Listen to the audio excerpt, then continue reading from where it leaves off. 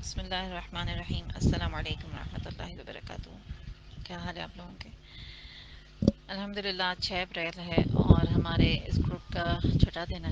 ابھی تک ہم 5 دعاؤں پر غور کر چکے ہیں, ان پر تدبر کر چکے ہیں. اللہ تعالیٰ ہمیں مزید غور و فکر کرنے کی توفیق عطا فرمائے اور ان دعاؤں کو سچے دل سے, ان تمام امیجنیشنز کو ذہن میں رکھتے ہوئے, ان تمام پرسپیکٹیوز کو ذہن میں رکھتے ہوئے مانگنے کی توفیق عطا فرمائے. آمین یا رب العالمین. کل ہم نے حسنات کی بات کی تھی. کل ہم نے اللہ تعالیٰ سے حسنات مانگنے کی بات کی تھی اور دنیا اور آخرت دونوں کے حسنات مانگنے کی بات کی تھی, اور اس پر ہم نے بڑی لمبی بات کی. اور پھر ہم نے یہ بھی دیکھا تھا کہ جو حسنات ہیں دنیا کے, اس میں نیک اعمال بھی شامل ہیں. تو نیک اعمال جب حسنات میں شامل ہیں تو ہمیں کیسے پتہ چلے گا کہ نیک اعمال کون سے ہیں اور وہ کون سے اعمال ہیں جو برے ہیں اور ہمیں چھوڑ دینے ہیں؟ اس کے لیے ہم نے سمجھا تھا نا کہ ہمیں علم حاصل کرنا ہوگا. ہمیں وہ علم حاصل کرنا ہوگا جس سے ہمیں اپنی زندگی گزارنے کا طریقہ پتہ چلے, صحیح غلط کا پتہ چلے. جو اللہ کا علم ہے, قرآن کا علم ہے, حدیث کا علم ہے, سنت کا علم ہے, ہمیں یہ حاصل کرنا ہوگا. تبھی ہمیں اندازہ ہوگا نا, جب ہم دیکھیں گے کہ نبی اکرم صلی اللہ علیہ وسلم کی زندگی گزارنے کا طریقہ کیا تھا, تب ہمیں سمجھ میں آئے گا. ہم اس ایک معیار پر اپنی زندگی کو رکھ کر چیک کریں گے. جب ہم قرآن کو سمجھیں گے تو قرآن کے اندر جو انسٹرکشنز ہمیں دی گئی ہیں, جیسے انسٹرکشن مینول ہوتا ہے نا, ہم جب کوئی بھی گھر کے اندر اپلائنس لاتے ہیں, کوئی واشنگ مشین لاتے ہیں, ریفریجریٹر لاتے ہیں, کوئی اور اپلائنس لاتے ہیں, تو اس کے ساتھ ہمیشہ ایک بکلیٹ ہمیں ملتی ہے, ایک مینول ملتا ہے جس میں لکھا ہوتا ہے کہ آپ فلاں بٹن دبائیں گے تو یہ ہوگا اور اس کو اس طریقے سے یوز کرنا ہے.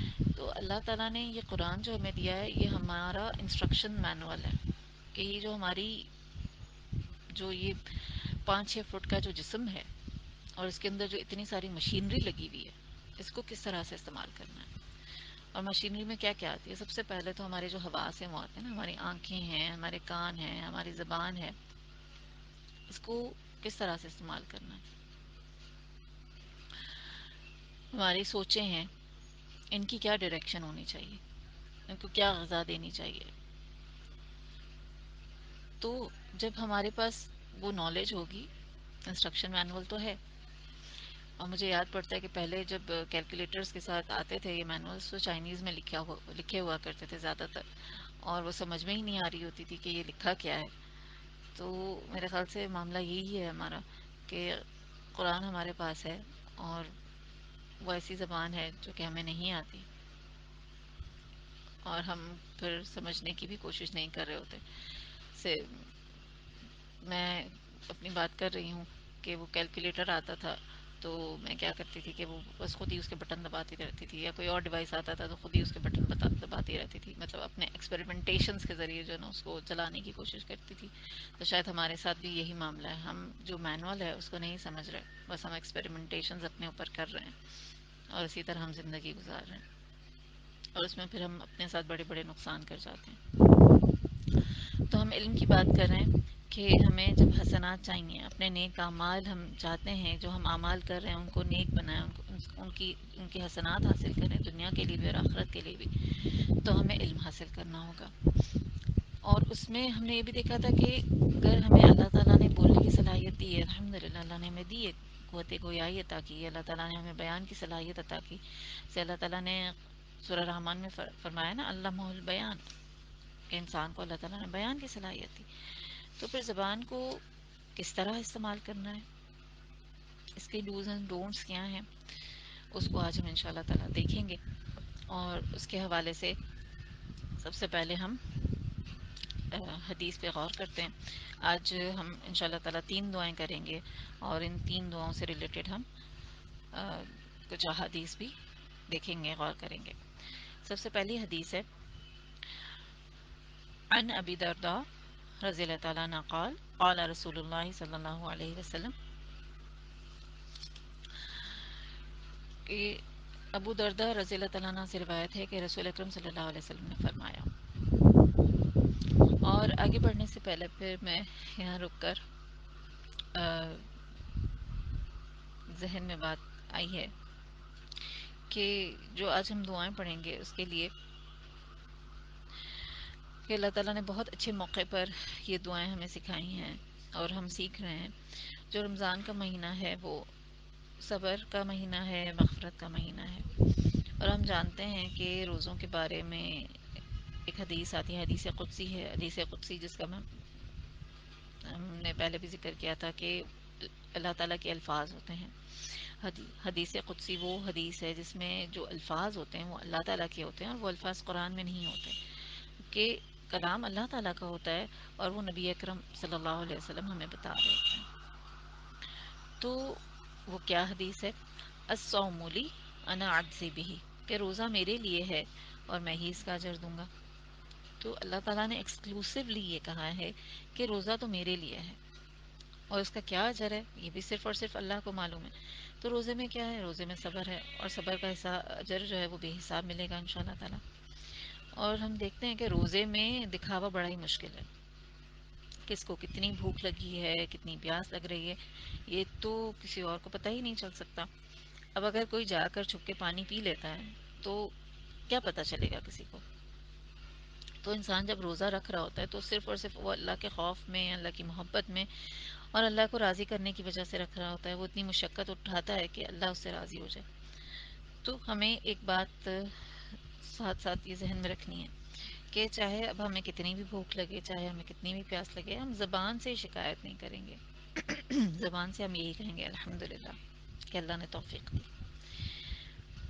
اور یہ بھی نہیں کہنا کہ آج تو مجھے بہت پیاس لگی ہے، کل تو مجھے بہت ہی روزہ لگا تھا. ہم روزے میں صبر کر رہے ہیں نا، اور صبر کا سودا کس کے ساتھ ہے؟ اللہ کے ساتھ ہے. پھر ایک اور بات جو آج کل ایک ٹرینڈ پا گئی ہے کہ روزے میں بھوک اور پیاس نہیں لگنی چاہیے. اور اس کے لیے ہم بڑی کوششیں کر رہے ہوتے ہیں کہ یہ کھا لیں اور وہ پی لیں، فلاں چیز کر لیں، فلاں جو ہے وہ یہ بنا کے کھا لیں، وہ بنا کے پی لیں. تو ایسا ہو نہیں سکتا کہ بھوک پیاس نہ لگے. ہاں ایسا ہوتا ہے بعض اوقات کہ بہت زیادہ بھوک لگ رہی ہوتی ہے، بہت زیادہ پیاس لگ رہی ہوتی ہے، کبھی بہت تھوڑی لگ رہی ہوتی، اور کبھی کبھار ایسا بھی ہوتا ہے کہ بالکل نہیں لگ رہی ہوتی. تو پھر ہم یہ دیکھیں نا کہ وہ روزہ ہی کیا کہ جس میں بھوک اور پیاس نہ لگے. صبر تو جب ہی آئے گا نا جب مشکل پڑے گی. تو اگر ہمیں کوئی مشقت نہیں اٹھانی پڑ رہی تو وہ صبر تو نہ ہوا پھر. تو ہم اب روزے میں اپنے لیے خود سے کوئی ایک تو کنسیشنز اپنے آپ کو نہیں دیں گے کہ رمضان ہے، میں روزے سے ہوں اور میں بہت تھک جاتی ہوں اور میرا انرجی لیول بہت ڈاؤن ہو جاتا ہے تو میں سو جاؤں. رمضان سونے کا مہینہ نہیں ہے. اب اگر ہمیں سونا بھی ہے، ہمیں نیند بھی آتی ہے، اور obviously نیند تو آتی ہے، ہم انسان ہیں تو اتنا سوئیں جتنا ہم عام دنوں میں سوتے ہیں یا اس سے کم، اس سے زیادہ نہیں سوئیں گے. پھر دوسری چیز یہ کہ یہ بات بھی ہمیں احادیث میں ملتی ہے کہ ماتحت ہوں اگر ہمارے انڈر تو ان کے لیے کام کو تھوڑا سا ہلکا کر دینا چاہیے، ان کا ہاتھ بٹا دیں. یا اگر گھر میں بہت سارا کام ہے، گھر بڑا ہے، تو جیسے اگر 5 کمرے ہیں تو کہہ دیں کہ آج دو ہے وہ 2 کمرے چھوڑ دو، کل کر لینا. یا آلٹرنیٹ ان کو اگر میڈس گھر میں آ رہی ہیں کام کرنے کے لیے تو ان کے جو ہے وہ ان کے کاموں کی سیٹنگ اس طرح سے بنا لیں کہ ان پر بوجھ کم سے کم پڑے. تو رمضان کا مہینہ کیا ہے؟ رمضان کا مہینہ ہمارے کنٹمپلیشن کا مہینہ ہے، یہ احتساب کا مہینہ ہے. تو ہمیں اپنے کردار کو چیک کرنا ہے کہ پچھلے سال میں کہاں تھی اور اس سال میں کہاں کھڑی ہوں. اپنا انٹرسپیکشن کرنا ہے اور اللہ کے آگے اپنی اکاؤنٹیبلٹی کرنی ہے. دنیا تو ہمیں اتنا زیادہ مصروف رکھتی ہے کہ ہم تو خود کو جان ہی نہیں سکتے نا، ہم تو اپنے آپ سے ملاقات ہی نہیں کرتے. اور جب ہم رمضان آ رہا ہوتا ہے تو مختلف ہم اپنے آپ سے عہد کرتے ہیں نا. اس میں ایک ہماری کوشش یہ ہوتی ہے کہ ہم موبائل کا استعمال کم سے کم کریں، کیونکہ آج کل کے دور میں یہ ایک ایسی چیز ہو گئی ہے کہ ہمارے ہاتھ میں 24 گھنٹے یہ رہتا ہے، یہ ہماری زندگی سے مائنس نہیں ہو سکتا. تو ہم عہد کرتے ہیں اور ہم کوشش کرتے ہیں کہ رمضان میں ہم جو سوشل میڈیا اس کا استعمال کم سے کم کریں. تو ایک کمیونیکیشن چینل اگر ہم وہاں اس کو بند کرتے ہیں تو یقیناً اللہ کی اذن سے، اللہ کی فضل سے دوسرا کمیونیکیشن چینل جو اللہ کے ساتھ ہمارا کمیونیکیشن ہے وہ اوپن ہوگا. تو ہمیں اس کا خیال رکھنا ہے. اور اپنے جو روٹین ہے اس کو چیک کرنا ہے اور اپنا انٹرسپیکشن کرتے رہنا ہے انشاءاللہ تعالی. چلے جی. اچھا، آج کی جو دعا ہے اور جو احادیث ہم پڑھیں گے وہ کس حوالے سے ہیں اس کو ہم دیکھتے ہیں انشاءاللہ تعالی.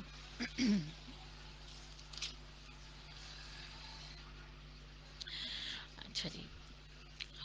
عن ابی دردہ رضی اللہ تعالیٰ عنہ قال قال رسول اللہ صلی اللہ علیہ وسلم. ابو دردہ رضی اللہ تعالیٰ عنہ سے روایت ہے کہ رسول اللہ صلی اللہ علیہ وسلم نے فرمایا کہ جب بندہ کسی چیز پر ان العبد اذا لعن شیئا، جب بندہ کسی چیز پر لعنت کرتا ہے، کسی چیز پر، کسی چیز سے یہاں پہ کیا مراد ہے کہ صرف انسان نہیں، کوئی بھی چیز، وہ کوئی انسان بھی ہو سکتا ہے، کوئی جاندار چیز بھی ہو سکتی ہے، کوئی بے جان چیز بھی ہو سکتی ہے. تو اگر اس کے لیے لعنت کے الفاظ استعمال کیے، اور لعنت کے الفاظ کیا ہیں، جیسے کہ لعنت اللہ، یا پھر ڈیمٹ انگلش میں استعمال کرتے ہیں نا. پھر عموماً یہ تاثر بھی پایا جاتا ہے کہ جب تک ہم اردو یا عربی میں یہ الفاظ استعمال نہیں کریں گے تو یہ لعنت شمار نہیں ہوگی. تو پھر ہم انگریزی میں خدا نخواستہ یہ الفاظ ادا کر رہے ہوتے ہیں.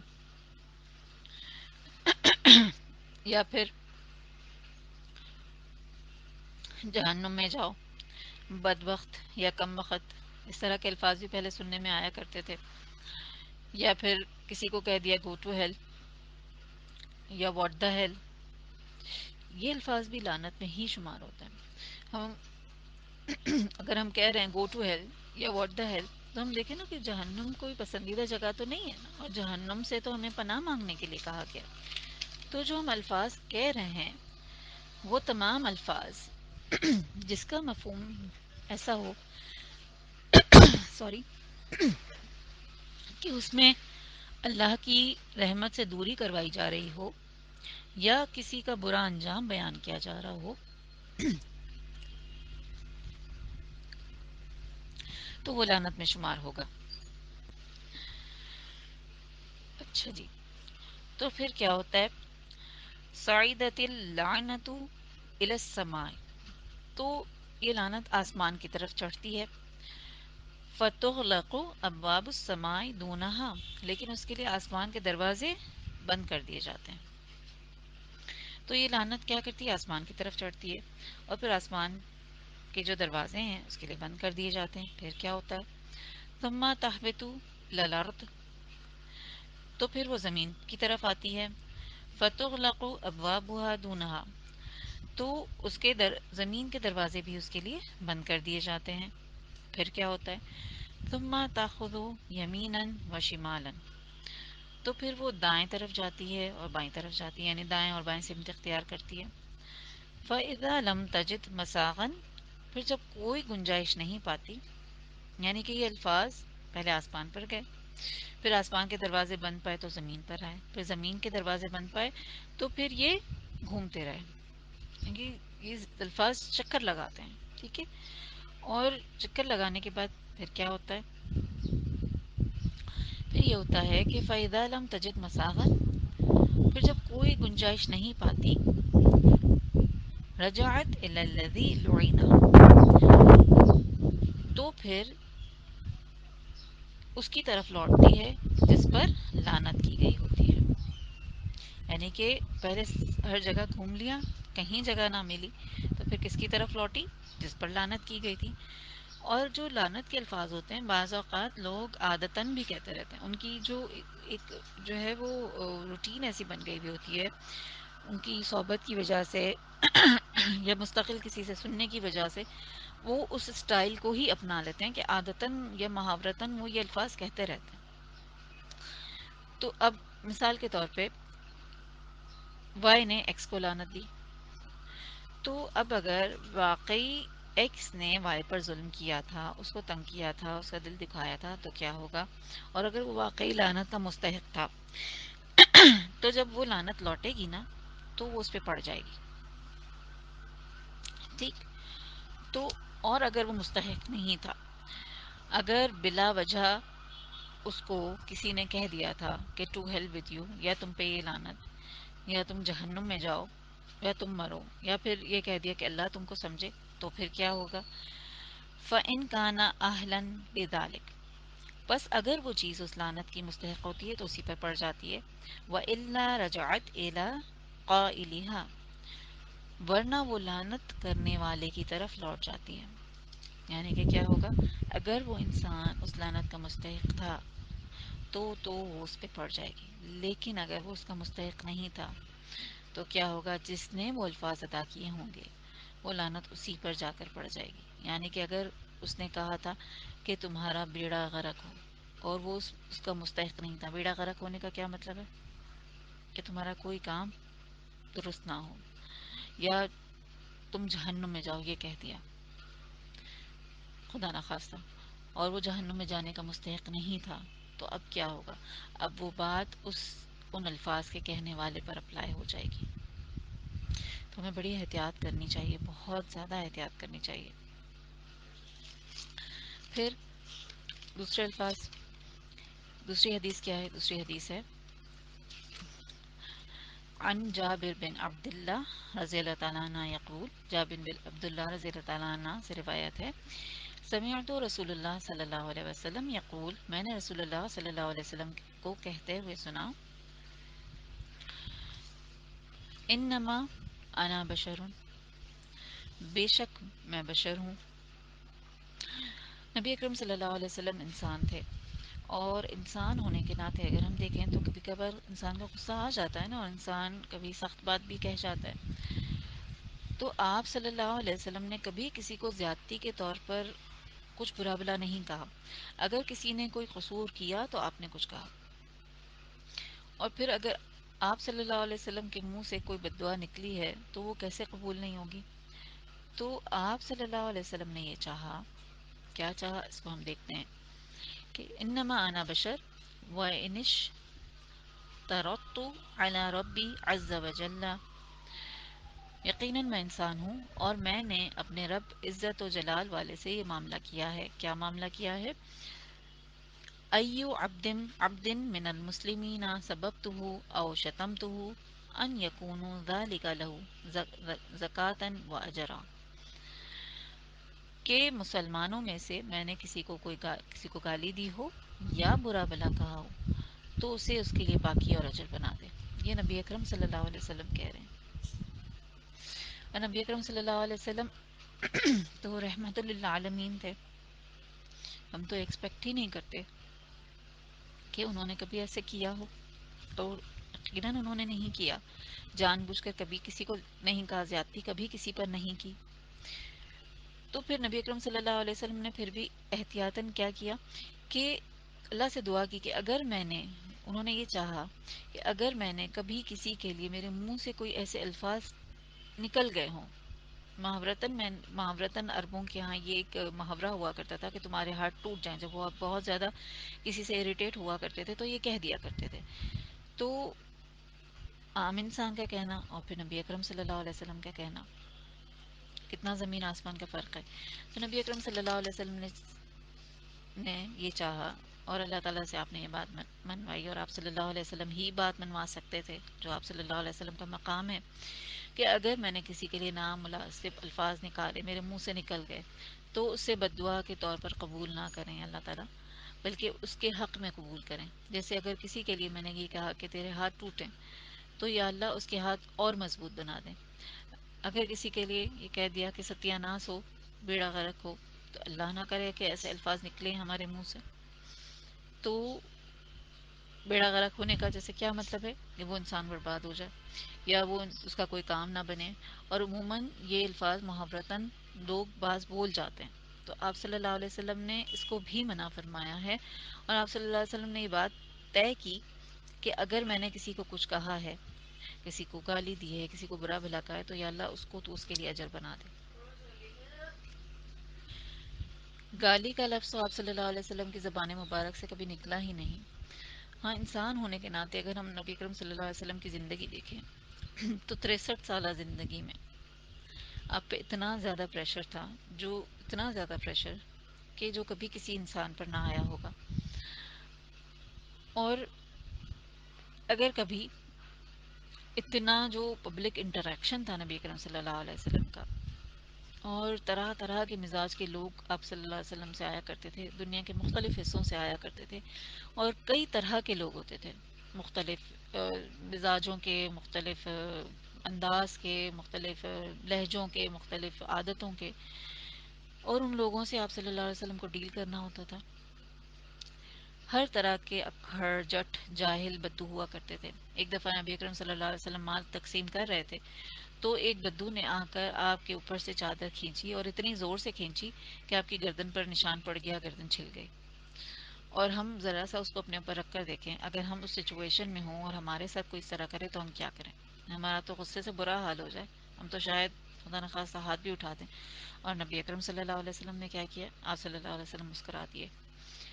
تو ایسے معاملات ہوئے ہیں، اور آپ صلی اللہ علیہ وسلم نے ایسے لوگوں کے ساتھ ڈیل کیا۔ ایک دفعہ ایک اور شخص آیا، اور اس نے آتے ہی نبی اکرم صلی اللہ علیہ وسلم کو کہنا شروع کر دیا کہ اے محمد، میں تمہارے سارے خاندان والوں کو جانتا ہوں کہ تم عبد المطلب کے خاندان والے ایسے ہوتے ہو، اور ایسے ہوتے ہو۔ اب آج کل ہم دیکھیں تو آباء و اجداد کا تو اتنا زیادہ جو معاملہ ہے وہ نہیں رہا، ہم اتنا زیادہ ان کو دیکھتے نہیں ہیں یا ان کے بارے میں جانتے نہیں ہیں، لیکن اگر کوئی ہمارے امی ابو کو آ کر برا بھلا کہہ دے تو ہمیں کیسا لگے گا؟ ہمیں تو بڑا ہی غصہ آئے گا۔ تو عربوں کے ہاں خاندان والوں کا نام جو ہے، خاندان والوں کا نام لے کر کسی کی برائی، کسی کی بے عزتی کرنا، یہ الٹیمیٹ بے عزتی ہوا کرتی تھی۔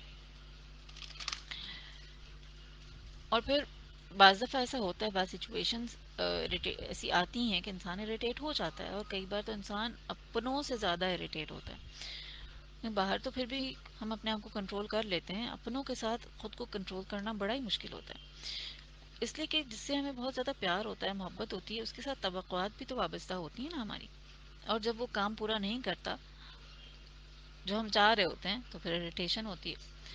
ایک بار ایک واقعہ ملتا ہے نبی اکرم صلی اللہ علیہ وسلم کا، کہ کچھ قیدی آئے آپ صلی اللہ علیہ وسلم کے پاس، اور اس زمانے میں قیدیوں کے لیے کوئی جیل وغیرہ نہیں ہوا کرتے تھے، تو گھروں کے اندر قیدی تقسیم کیے جاتے تھے جب جنگ میں قیدی ہوتے تھے، تو ایک قیدی کو آپ اپنے گھر لے کر آئے، اور حضرت عائشہ رضی اللہ تعالیٰ عنہ سے کہا کہ اس کا خیال رکھنا کہ بھاگ نہ جائے، اور پھر اس کے بعد آپ صلی اللہ علیہ وسلم چلے گئے۔ پھر جب لوٹے اور دیکھا تو قیدی غائب تھا، تو عائشہ رضی اللہ تعالیٰ عنہ سے پوچھا انہوں نے کہ وہ قیدی کہاں گیا؟ تو انہوں نے جواب دیا کہ میں کام میں تھی یا میں سو گئی تھی، تو وہ تو بھاگ گیا۔ تو آپ صلی اللہ علیہ وسلم کے منہ سے نکل گیا کہ تیرے دونوں ہاتھ ٹوٹ جائیں، اور یہ کہہ کر آپ صلی اللہ علیہ وسلم باہر چلے گئے۔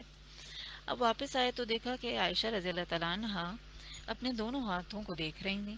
آپ صلی اللہ علیہ وسلم نے پوچھا کہ تو یہ اپنے ہاتھوں کو کیوں دیکھ رہی ہے؟ تو عائشہ رضی اللہ تعالیٰ عنہ کہنے لگیں کہ اے اللہ کے رسول، اللہ کے رسول نے کہا تھا کہ میرے ہاتھ ٹوٹ جائیں، اب میں یہ دیکھ رہی ہوں کہ میرے ہاتھ کب ٹوٹتے ہیں۔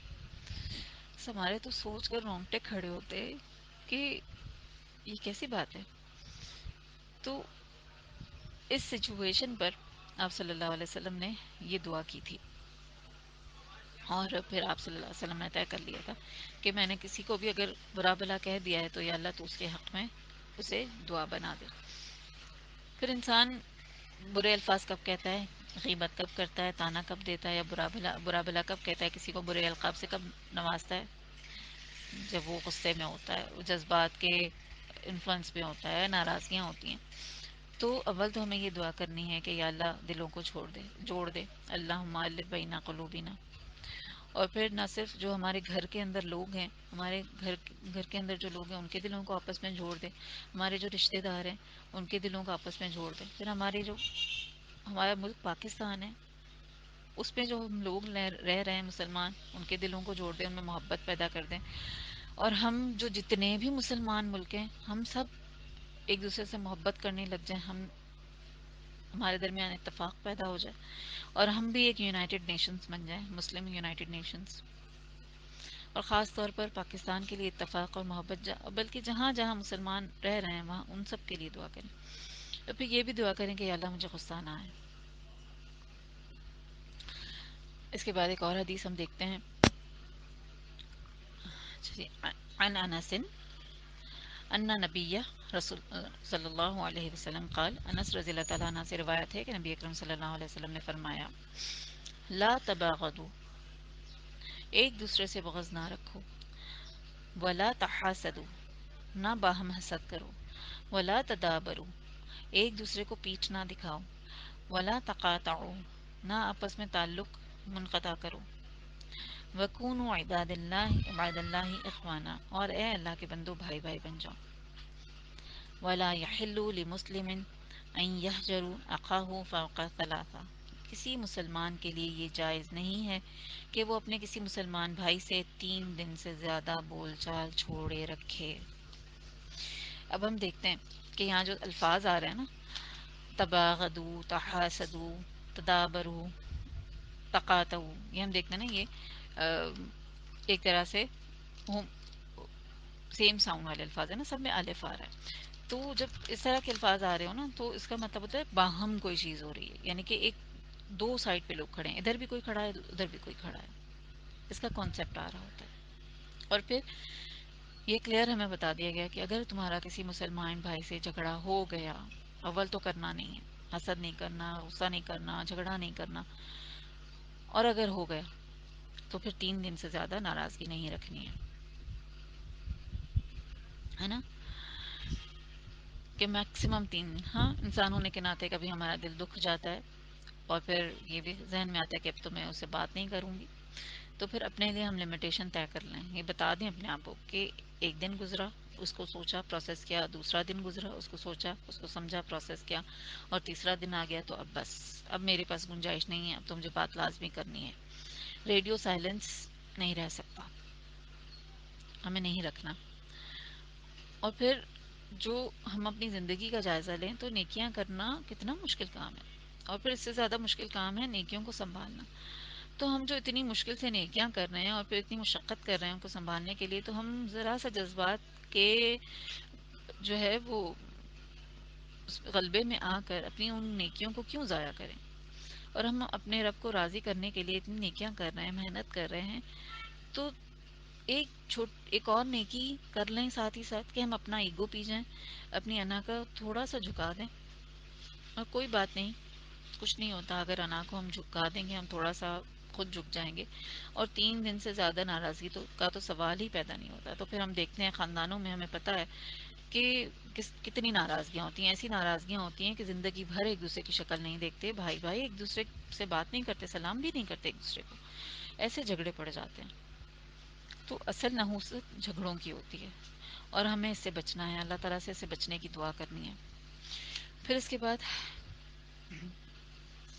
ایک اور حدیث ہے، چوتھی حدیث، عن انس قال قال رسول اللہ صلی اللہ علیہ وسلم، انس رضی اللہ تعالیٰ عنہ سے روایت ہے کہ رسول اللہ صلی اللہ علیہ وسلم نے فرمایا، ان من کفارت الغیبت، غیبت کا کفارہ یہ ہے، ان تستغفر لمن اغتبتہ، غیبت کا کفارہ یہ ہے کہ تم نے جس کی غیبت کی ہے اس کے لیے دعائے مغفرت کرو، تقول، یہ کہو، تم کہو، اللہم اغفر لنا ولہ، اے اللہ ہماری اور اس کی مغفرت فرما۔ تو اب ہم اپنے آپ کو اس وقت ہم اپنا جائزہ لیں، اور ہم دیکھیں ہم میں سے کون ہے کہ جس نے کبھی کسی کی برائی نہ کی ہو، جس نے کبھی کسی کو برا بلا نہ کہا ہو، کیا ایسا ہے؟ مجھے نہیں لگتا، ہماری زندگی میں کوئی نہ کوئی ایسے کمزور لمحے آ ہی جاتے ہیں۔ تو اب ہم یہ سوچیں کہ اگر ہم نے کسی کو برا بلا کہا ہے، کسی سے بدگمانی کی ہے، اور پھر یہ جملہ کہ میرا خیال ہے کہ وہ یہ سوچ رہی ہے، یا میرا خیال ہے وہ یہ سوچ رہا ہوگا، یہ انتہائی خطرناک جملہ ہے، کہ ہم اتنا بڑا دعویٰ کرتے ہیں کہ ہم کسی شخص کی سوچ کو، اس کی شخصیت کے بارے میں ہم یہ کہہ دیتے ہیں کہ وہ ایسا سوچ رہا ہے، ہم یہ گمان کر لیتے ہیں، سبحان اللہ۔ تو اگر اب کوئی ایسا کام، ایسا لفظ میری زبان سے نکل گیا ہے، یا کوئی ایسا عمل مجھ سے صادر ہو گیا ہے جس کی اللہ نے ممانعت کی تھی، تو اس کے لیے یہ بہترین دعا ہے اور غیبت کرنا، یہ یہ ہماری ایک نا، غیبت میں ایک نشہ ہوتا ہے. ہمیں ایسا نہیں ہے کہ ہمیں نہیں پتا غیبت نہیں کرنی چاہیے، ہم سب کو پتا ہے، لیکن ہم کر جاتے ہیں، ہم سے ہو جاتی ہے. تو پھر ہمیں کیا کرنا ہے، ہمیں ان دعاؤں کا اہتمام کرنا ہے ان شاء اللہ تعالیٰ، جو اب ہم پڑھنے جا رہے ہیں. چلیے جی، اب ہم دعاؤں کی طرف بڑھتے ہیں. اور آج کی بھی آڈیو کافی لمبی ہو گئی ہے، تو اللہ تعالیٰ سے دعا کرتی ہوں کہ اللہ تعالیٰ آپ کو اجر عطا کرے. اللہ تعالیٰ آپ کی جو ایکسٹرا ٹائم آپ لگا رہی ہیں، جو ایکسٹرا انرجی ایفرٹ آپ لگا رہی ہیں، اللہ تعالیٰ اس کو اپنی بارگاہ میں قبول فرمائے. بعض اوقات کچھ کانسیپٹس ایسے ہوتے ہیں کہ جن کو ایکسپلین کرنے کے لیے یا جن پر بات کرنے کے لیے طویل بات کرنی پڑتی ہے. وہ مطلب چند الفاظ میں وہ کور نہیں ہو پاتے. اور عربی کے الفاظ تو ہیں ہی ایسے، اور جو نبی اکرم صلی اللہ علیہ وسلم کو دعائیں سکھائی گئی ہیں وہ تو ہیں ہی ایسی. اس میں بہت گہرائی ہے، بہت خوبصورت ہیں، اور وہ بہت ایک بڑا ہمیں ویژن، ایک بڑا پرسپیکٹو دے رہی ہوتی ہیں.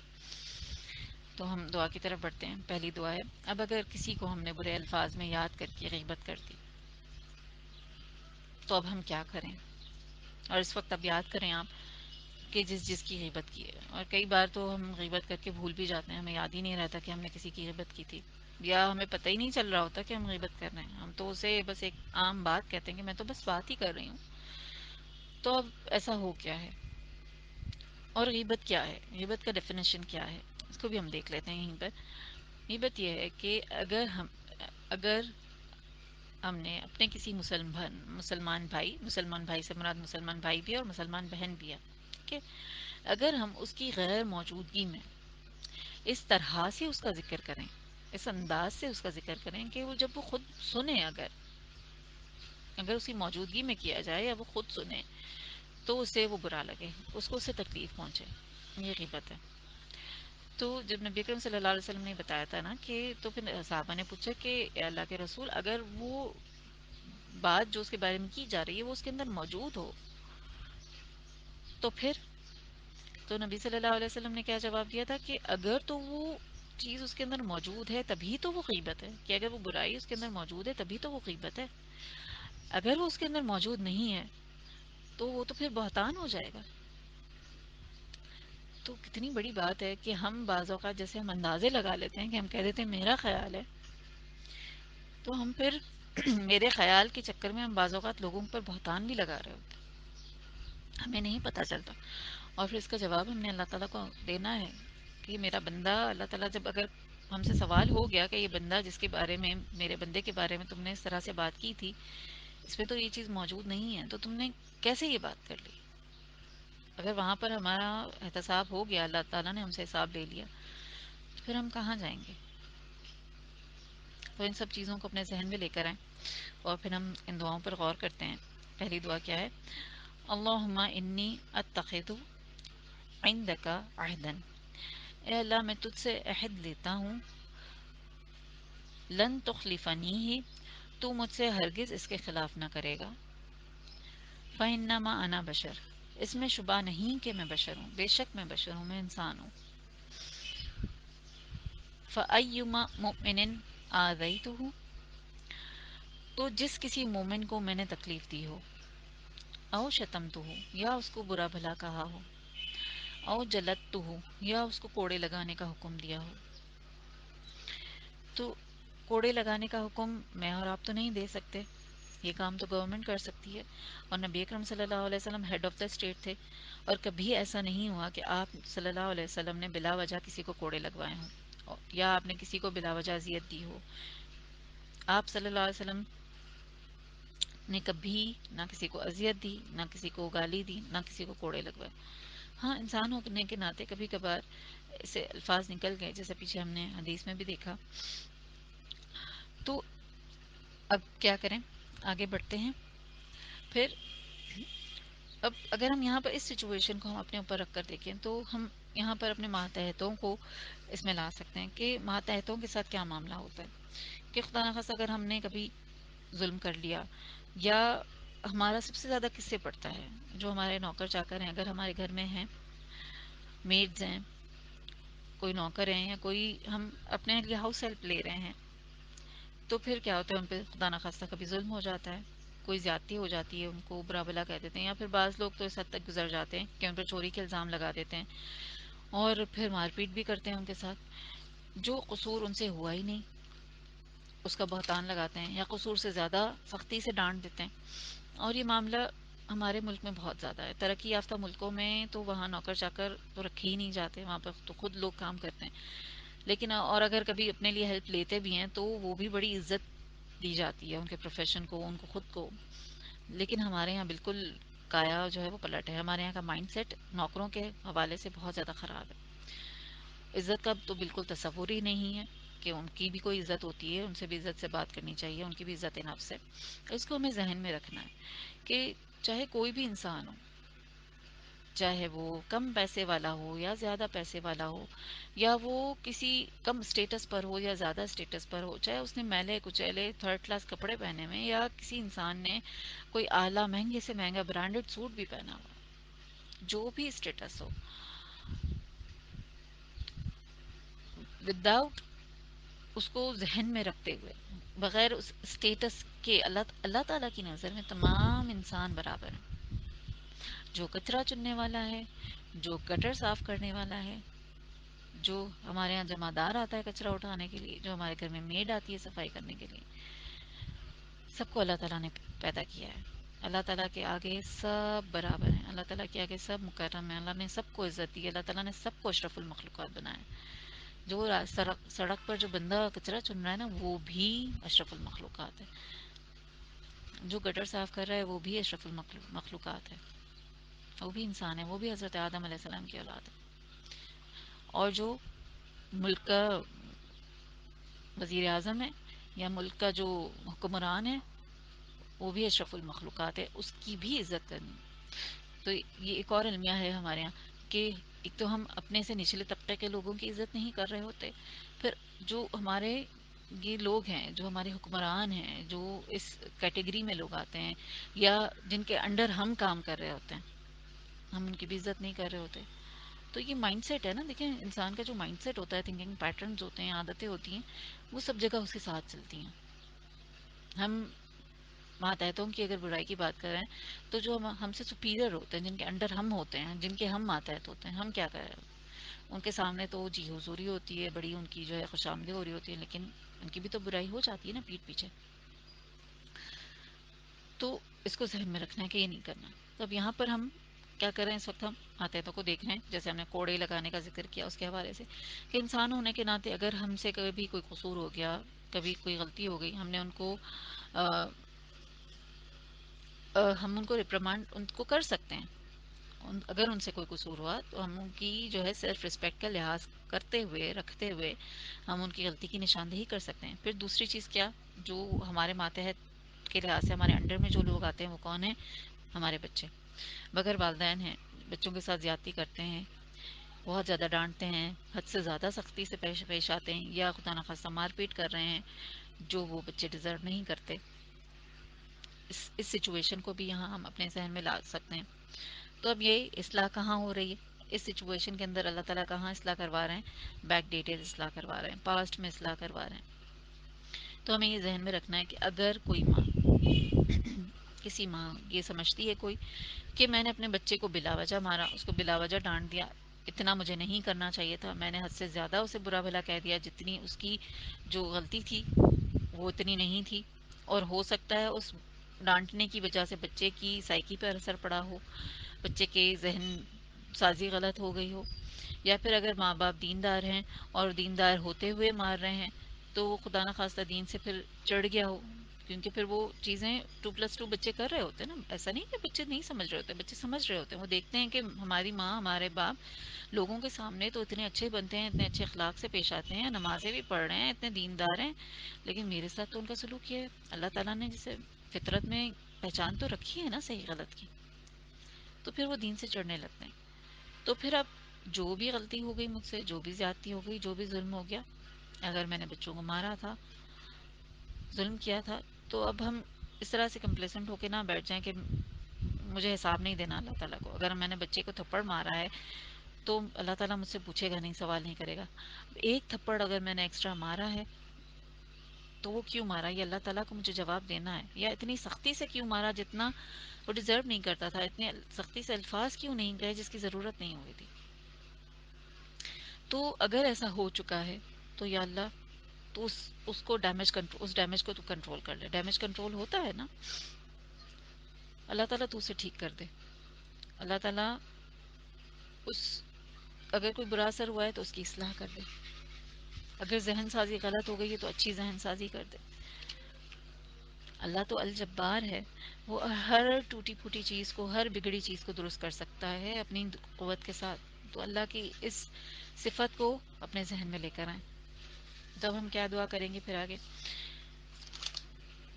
کہ پھر آگے اس دعا کو دیکھتے ہیں. او لعنتہ فاجعلها له صلاۃ، اور اگر میں نے بشریت کی بنا پر کسی کو لعنت کی ہو، فاجعلها، تو بنا دے تو اس لیے اس کے لہو صلاۃ، تو اس کے حق میں تو اس کو رحمت بنا دے، دعائے خیر بنا دے، پاکی کا ذریعہ بنا دے. وہ زکوٰۃ، پاکی کا ذریعہ. وقربتاً تقربہ بیہا الیک، اور ایسی قربت کا ذریعہ بنا دے کہ اس کی وجہ سے تو اس کو اس کا مقرب بنا دے. تب ہم کیا دعا کریں کہ ہم نے کسی کو جو بھی تکلیف دہ الفاظ کہے ہیں، اس کے ساتھ برا سلوک کیا ہے، تو یا اللہ تو اسے قربت کا ذریعہ اس کے لیے بنا دے. پھر اگلی دعا کیا ہے؟ انما انا بشر، یقیناً میں انسان ہوں. وانش ترکت علی ربی عز وجل، اور یہ میں نے رب سے معاملہ کر لیا ہے جو کہ عزت اور جلال والا ہے، کہ ایو عبد من المسلمین، کہ مسلمانوں میں سے میں نے کسی کو سبقتہ او شتمتہ، میں نے گالی دی یا برا بلا کہا، ان یکون ذلک لہ زکاۃ و اجرا، تو اسے اس کے لیے باقی اور اجر بنا دے. پھر اس کے بعد ایک اور دعا ہے جو کہ غیبت کے کفارے کی دعا ہے. بہت چھوٹی سی دعا ہے، بڑی آسانی سے ذہن نشین ہو جائے گی. اللہم اغفر لنا ولہ، اے اللہ ہماری اور اس کی بخشش فرما. تو اب ذہن میں لے کر آئیں کہ کسی کی اگر غیبت کی ہے تو اس کو ذہن میں لے کر آئیں. پھر یہ سوچیں کہ اگر اس کو جا کے بتا سکتے ہیں اور جا کر معافی مانگ سکتے ہیں تو ضرور کریں، اگر اتنی ہمت ہے، اتنی کریج ہے. اور بعض لوگ ایسا کرتے ہیں، لیکن اس سچویشن کو ضرور ذہن میں رکھنا ہے کہ ایسا کب کر سکتے ہیں. ایسا اس وقت کر سکتے ہیں کہ جب ایسا محسوس ہو کہ اگر میں نے اس کو جا کے بتا دیا تو اصلاح ہوگی اور ہمارا جو تعلق ہے وہ بہتر ہوگا، حالات مزید بہتر ہو جائیں گے. اگر ایسا ہے تو کہیں، اور اگر یہ لگتا ہے کہ ایسا کہنے سے مزید تعلقات بگڑ جائیں گے تو مت کہیں اور اللہ سے دعا کر لیں.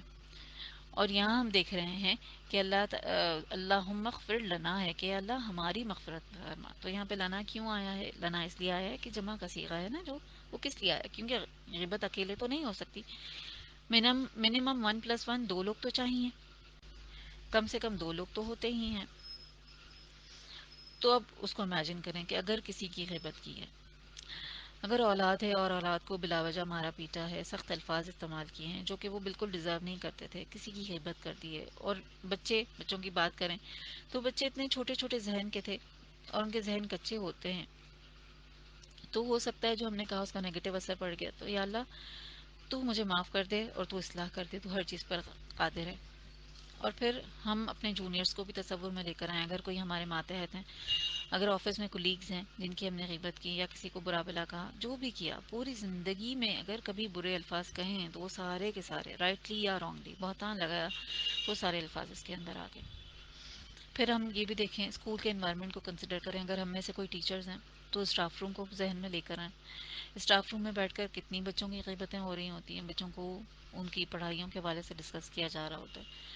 پھر ایک پالیٹکس ہوتی ہے جو چل رہی ہوتی ہے آفیسز میں بھی، اسکولز میں بھی، ہر ورکنگ انوائرمنٹ میں. صرف گھروں میں پالیٹکس نہیں ہوتی، ورکنگ انوائرمنٹ میں بھی پالیٹکس ہوتی ہے، اور اس پر تو پھر بڑی بڑی ورکشاپس کروائی جاتی ہیں.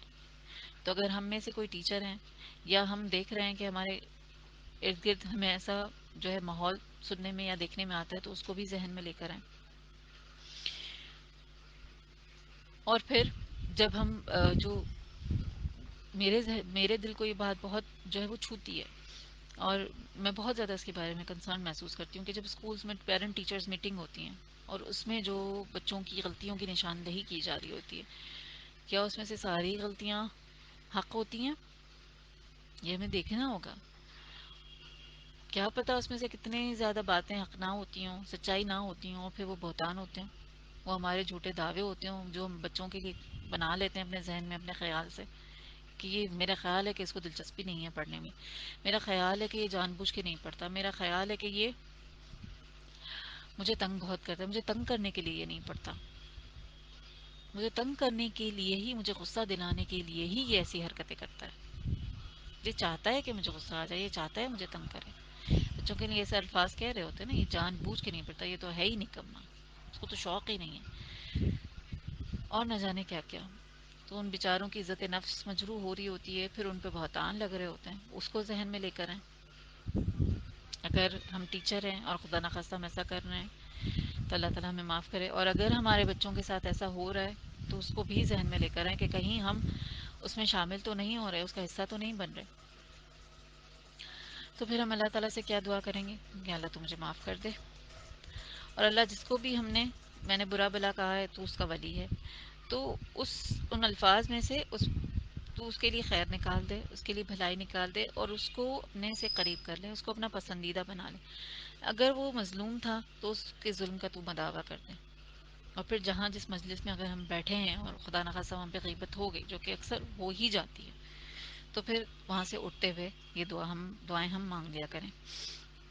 آئیے اب دعا کی طرف بڑھتے ہیں. چلیے اب میرے پیچھے دوہرائیے. اللہم انی اتخذ عندک عہدا لن تخلفنیہ فإنما أنا بشر فأيما مؤمن آذيته أو شتمته أو جلدته أو لعنته فاجعلها له صلاة وزكاة وقربة تقربه بها إليك.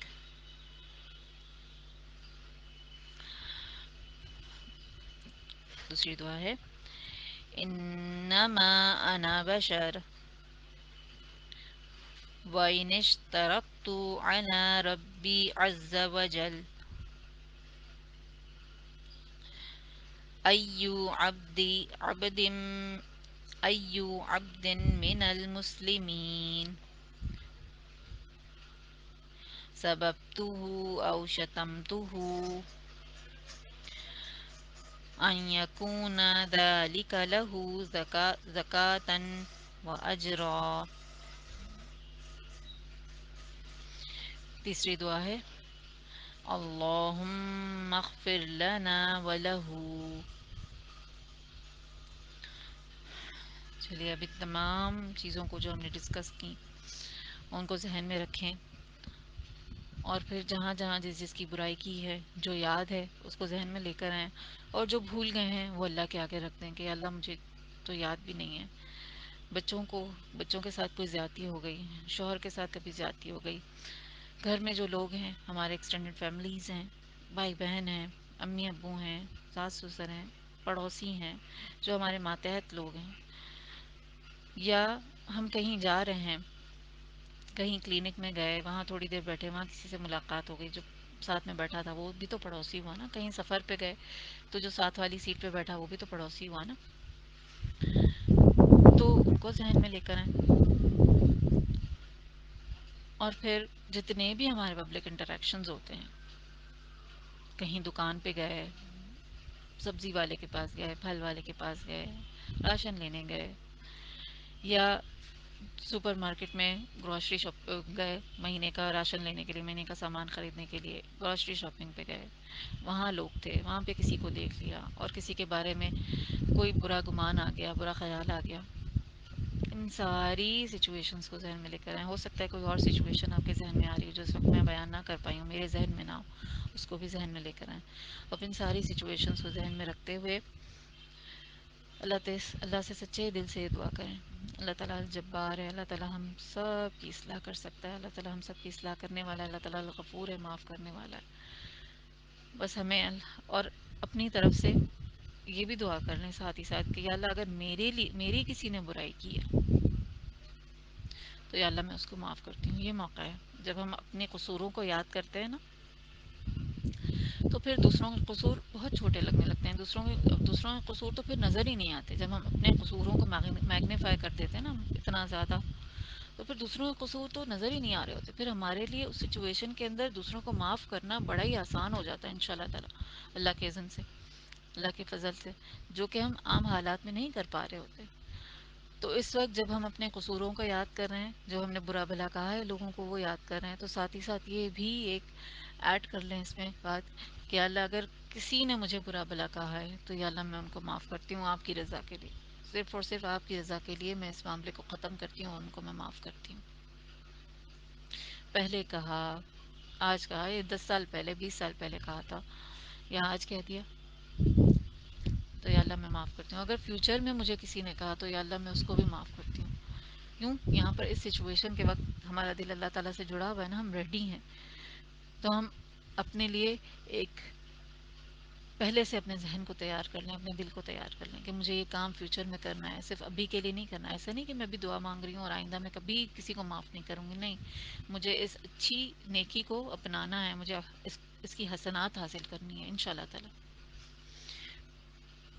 تو یہ بھی اس میں ایڈ کر لیجیے گا اور پھر یہ دعائیں مانگیے گا.